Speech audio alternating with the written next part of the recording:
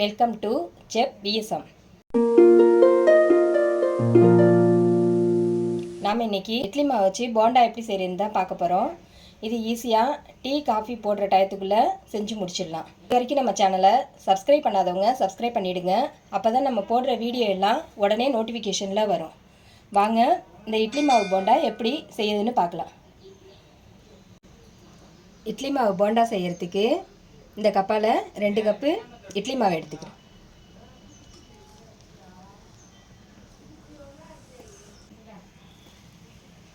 இந்த போண்டா செய்கிறதுக்கு ரொம்ப புளிப்பில்லாத மாவாக எடுத்துக்கோங்க, அப்போ தான் நல்லாயிருக்கும்.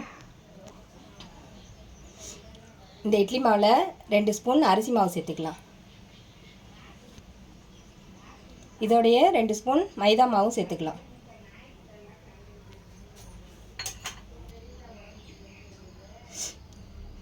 பொடியாக கட் பண்ண வெங்காயம், 2 பச்சை மிளகாய் பொடியாக கட் பண்ணி வச்சுருக்கிறது சேர்த்துக்கலாம். கருவேப்பிலை ஒரு கொத்து, கொத்தமல்லி இலை,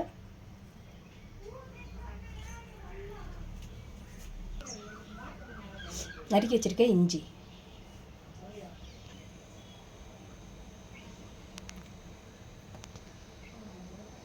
கொஞ்சமாக உப்பு சேர்த்துக்கலாம்.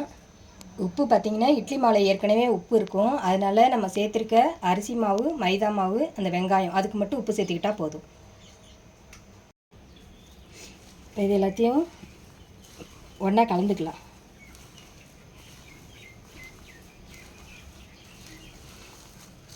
இதில் அரிசி மாவு, மைதா மாவோட அளவு பார்த்திங்கன்னா நீங்கள் எந்த அளவுக்கு இட்லி மாவு எடுத்துருக்கீங்களோ அந்த இட்லி மாவு ரொம்ப திக்காக இருந்துச்சுன்னா அந்த மாவோட அளவை குறைச்சிக்கோங்க.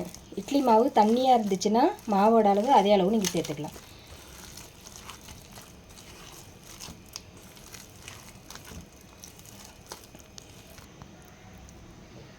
நம்ம வடை மாவுலாம் எந்த அளவுக்கு ரெடி பண்ணுமோ அந்த அளவுக்கு திக்காக இருக்கணும். இந்த அளவுக்கு இருந்துன்னா உங்களுக்கு கரெக்டாக இருக்கும். மாவு ரெடி ஆகிடுச்சு. இப்போ நம்ம ஆயில் சூடு பண்ணிக்கலாம். இந்த போண்டா பொரிச்சு எடுக்க தேவையான அளவு எண்ணெய் சேர்த்துக்கலாம்.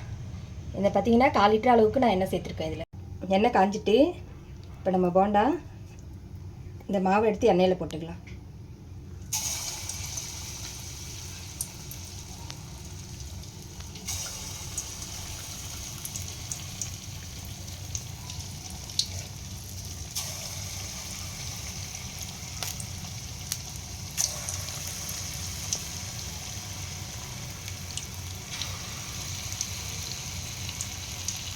உங்களுக்கு தேவையான சைஸில் போண்டா போட்டுக்கோங்க.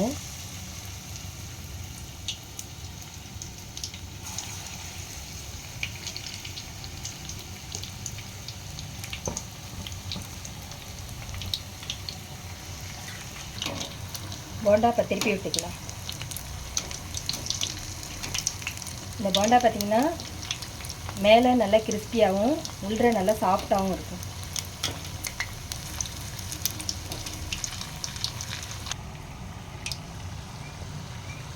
எண்ணெய் சலசலப்பு அடங்கிடுச்சு.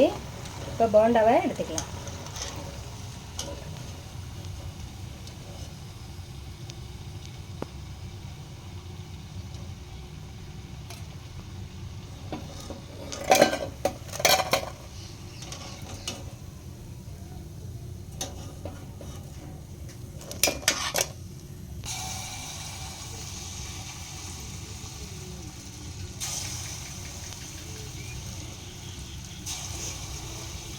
இதே மெத்தடில் நீங்களும் ட்ரை பண்ணி பாருங்கள்.